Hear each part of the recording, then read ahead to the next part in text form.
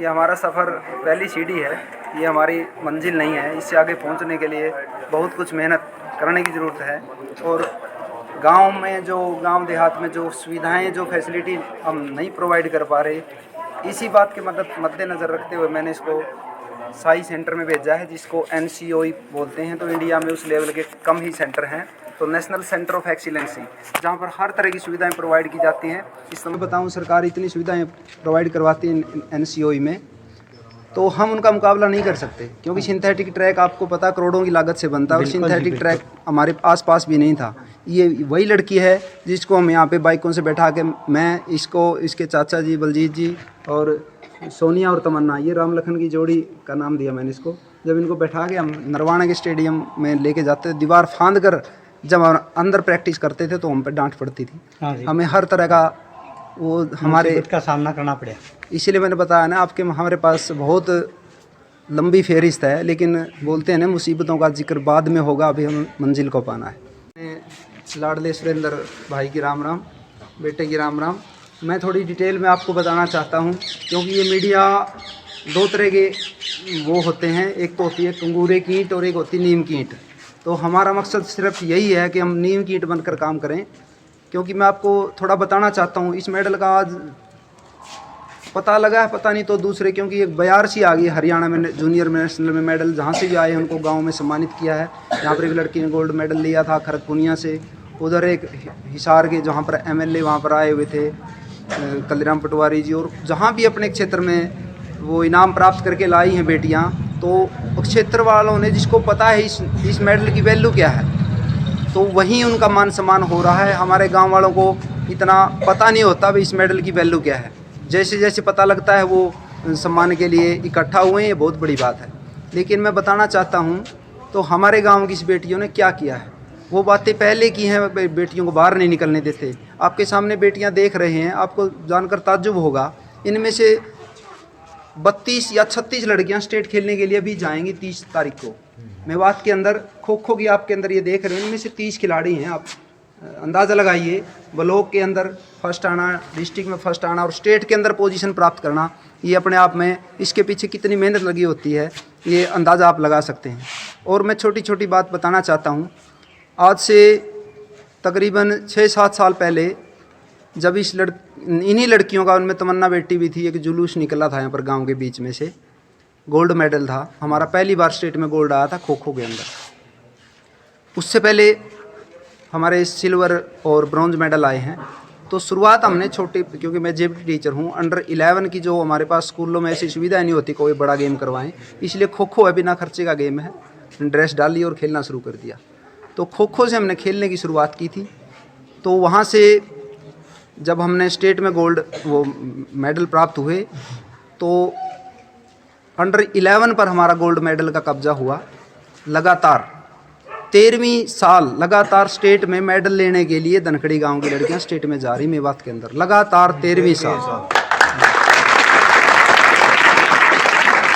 और उस under 11 team की तमन्ना कप्तान थी। रिले रेस की अंडर 11 में हरियाणा की तेज़ दौड़ने वाली, सबसे तेज़ हरियाणा की लड़की तमन्ना थी अंडर 11 में। आपको बताना चाहता हूँ, स्कूली में 4 तरह की एज ग्रुप होते हैं। एक अंडर 11 11 साल की लड़कियां 5वीं तक होती है। अंडर 14 14 साल की लड़कियां 8वीं तक होती हैं। अंडर 17 10वीं तक की लड़कियां और अंडर 19 +2 तक की लड़कियां। तो हमारा अंडर 11 से शुरू हुआ था। जब अंडर 14 में तमन्ना उस एज ग्रुप में पहुंच गई, तो हमने अंडर 11 में पहली बार आज से 6 साल पहले गोल्ड मेडल लिया था हरियाणा में अंडर 14 की टीम का। और एक बार नहीं, एक बार तुक्का हो सकता है, 2 बार नहीं, 3 बार नहीं, लगातार हरियाणा में 5 गोल्ड धनखड़ी के नाम है अंडर 14 की टीम। और लगातार ऊंचाई पर बने रहना अपने आप में काबिल तारीफ होता है, लोग बोलते हैं। तो छठे गोल्ड मेडल के लिए हम हरियाणा को फतह करने के लिए निकलेंगे 30 तारीख में, पूरे साजो सम्मान के साथ निकलते हैं। उसके बाद अंडर 17 ग्रुप आता है, उसके बाद अंडर 19 ग्रुप आता है। मैं ज़्यादा लंबी चौड़ी बात नहीं करता, इसी साल का उदाहरण देता हूं मैं। अंडर 11 के तो गेम अभी होंगे, 22 तारीख को जी देखना चाहो उसमें आ सकता है स्टेडियम के अंदर। अंडर 14 17 19 और कॉलेज में 2 ही लड़कियां हमारी, सभी एज ग्रुप में हमारा फर्स्ट है डिस्ट्रिक्ट के अंदर। यानी यूनिवर्सिटी में भी फर्स्ट है। और ये जो जो लड़कियां अंडर खो खो के बाद में बताया था बेटी ने, मैंने देखा भाई अंडर 14 तक खो खो खिलाओ, उसके बाद किसी इवेंट में छोड़ दो वो बच्चा कामयाब रहता है। तो हमने एथलेटिक्स शुरू किया था।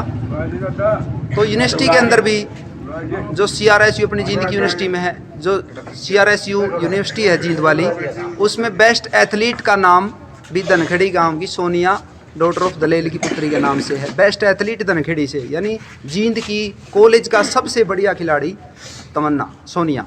और अगले साल तमन्ना भी उसी यूनिवर्सिटी के अंदर आ जाएगी। तो छोटे छोटे सपने, हम छोटे सपने को अचीव करते हैं, उसके बाद बड़े सपने की तरफ चलते रहते हैं। तो हमारा एक ही सपना है, बेटी देश के लिए खेले। और भारत की सबसे तेज़ दौड़ने वाली जो लड़कियां होती हैं, जो फाइनलिस्ट होती हैं, उसमें मैं पहले और दूसरे स्थान पर सोनिया और तमन्ना दोनों लड़कियों को देखना चाहता हूं। और वो जल्दी ही निकट भविष्य में होने वाला है। ग्राउंड धनखेड़ी में चलता है। तो आप इनमें से 10-12 लड़कियां मेरे भोसड़ा गांव से हैं, जो आज से नहीं, आंधी में, सर्दी बरसात में हर रोज़ जो उधर वाले साथ गांव वाले हैं देखते रहते होंगे साइकिलों पर जो लड़कियां आती हैं। तो लॉकडाउन के अंदर भी जब लोग छुपे बैठे थे, लॉकडाउन के अंदर भी हमने चोरी छुपे प्रैक्टिस करवाने की कोशिश की है। और ये ग्राउंड हमारा लगातार चलता है, आज से नहीं 12-13 साल से। और उसी की बदौलत है हमें बहुत लंबी फेरिस्त है इसके बीच आने वाली समस्याओं की। ज़्यादा मैं कुछ नहीं कहना चाहता, गांव वालों से सिर्फ यही उम्मीद करता हूं, क्योंकि पैसा सब कुछ नहीं है। पैसे हमारे पास ऐसे ऐसे बंदे बैठे हैं जो लड़कियों पर सब कुछ उड़ेलने के लिए, इनको फाइनेंस करने के लिए लड़के तैयार बैठे हैं। पैसे मायने नहीं रखते। इस लड़के का गोल्ड मेडल यदि होता, जैसे ब्रॉन्ज मेडल है, गोल्ड मेडल, सिल्वर मेडल के गोल्ड के 3 लाख हैं, सिल्वर के 2 लाख हैं और ब्रॉन्ज के 1 लाख हैं। तो लेकिन कंपटीशन सबसे बड़ा था ये हरियाणा का जूनियर नेशनल जो होता है। पैसे से ज़्यादा हमें आपके मान सम्मान और प्यार की ज़रूरत है, जो बखूबी हमें मिलता रहा है। सिर्फ पता रहना चाहिए गांव में हमारी लड़कियां क्या कर रही हैं, वो मैंने आपको थोड़ा सा बताया है ब्रीफली, यही मैंने समझाने की कोशिश की है। इससे आगे हमारी बहुत ज़्यादा तकड़ी वो है। और जिसको देखना वो कल भी हरियाणा की खेलो हरियाणा, जैसे खेलो इंडिया खेलो हरियाणा की, कल हरियाणा की ट्रायल है, डिस्ट्रिक्ट जींद की लड़कियों की सिलेक्शन होनी है। 12 खिलाड़ी होते हैं, 12 में से 10 खिलाड़ी धनखेड़ी गाँव के हों। ये कल का ताज़ा उदाहरण है। और पैसे की समस्या कभी आती ही नहीं, क्योंकि हमारा गेम ऐसा है, जब भी कोई हमें ज़रूरत रहती है, आपके ही गांव के आप में से मिलजुल कर हमारा सहयोग करते रहते हैं। डॉक्टर आत्माराम बंसल जी हैं, अमेरिका में उनके बैठे भाई श्री राजेश बंसल जी हैं, जो एक इशारे पर बहुत कुछ करना चाहते हैं। आप वाले गाँव, आपको पता भी, आपके गाँव के लिए, बनने के लिए, सब कुछ करने के लिए वो तत्पर रहते हैं। बाहर से मेरे पास ऐसे ऐसे करोड़पतियों का, लखपतियों का मैसेज आया था, सर हम पैसा लगाना चाहते हैं। मैंने डॉक्टर साहब को बोला, डॉक्टर साहब मैं नहीं चाहता कोई बाहर का आपके गांव के उन पे शामिल हो। इसलिए उन्होंने बोला, भाई आप करते रहो, जहाँ पर दिक्कत हो हमें बताना। हमारे गांव के अंदर जिम के अंदर 86,000 रुपये की ऐसी मशीन रखी है, आपको हरियाणा में कहीं नहीं मिलेगी। आप स्टेडियम के अंदर जाकर देख सकते हैं। और डॉक्टर साहब ने वो दान दी है। मुझे ज़्यादा कुछ नहीं, इस ग्राउंड को चलाने के लिए सब आप बच्चों को देखना। पिछले 6 महीने पहले भी आपको जो हेल्प करनी है, मदद करनी है, गरीबों के बच्चे हैं जो स्कूल में खेलने आते हैं, तो बस उनकी मदद कीजिए। जैसे छोटी छोटी ड्रेस के लिए भी हमने 26,000 रुपये की पीछे इनकी ड्रेस सिलवाई थी। पैसे से ज़्यादा मैं चाहता हूँ आप एक ग्राउंड पर आकर देखें। और मेरी आज की भी यही तमन्ना थी, जो आपने ये प्रोग्राम किया है, बीच में वार्म अप करके लड़कियां मेहनत करके पसीना बहा के, और 3 कॉल पर मैंने भी सोचा भाई जाना उचित ही रहेगा। यदि ग्राउंड पर ये प्रोग्राम होता तो आपको पता लगता अभी मेहनत कैसे करते हैं बच्चे। तो मैं आगे से भी चाहूँगा, आगे गाँव ने वादा किया है भाई हर मेडल के बाद ये किएंगे। तो मैं थोड़ा बताना चाहता हूँ मेडल हमारे पीछे कितने आ चुके हैं। वो एक नहीं, 5 मेडल है। एक लड़की, एक टीम में 12 खिलाड़ी होती हैं, और 5 साल से यदि लगातार ग्राउंड, यानी 48 लड़कियां गोल्ड मेडल पीछे से ला चुकी हैं। और इस साल भी आएगी, ये मेरा वादा है। अंडर 14 में हमारी टीम को टक्कर देने वाला कोई नहीं है। अंडर 17 ओपन की जो टीम होती है, पानीपत के मनाना गांव की है, जिसको पिछले 10 सालों से कोई हराने वाला नहीं है।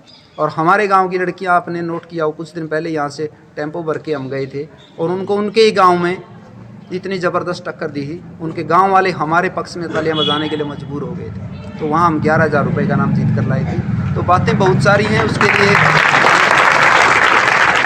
शब्दों में कवर नहीं कर सकते। सिर्फ गुजारिश इतनी है, आप अपने बच्चों को देखने के लिए, संभालने के लिए एक बार स्कूल में आते रहें, जैसा कि आप करते रहें। सिर्फ ग्राउंड के रख रखाव के लिए आप कोशिश करते रहें, यही मेरी आपसे दुआ है। और रिजल्ट आपके सामने होगा, जिसके लिए हम निस्वार्थ भाव से, बिना किसी लाग लपेट के, बिना किसी लालच के लिए लगातार लगे रहते हैं। फिर भी एक बार मैं सभी मीडिया कर्मियों का, सभी गाँव वासियों का हाथ जोड़ के अभिनंदन करता हूँ। कोई गलती हमसे हो गई है तो उसके लिए क्षमा प्रार्थी हूँ। नमस्कार।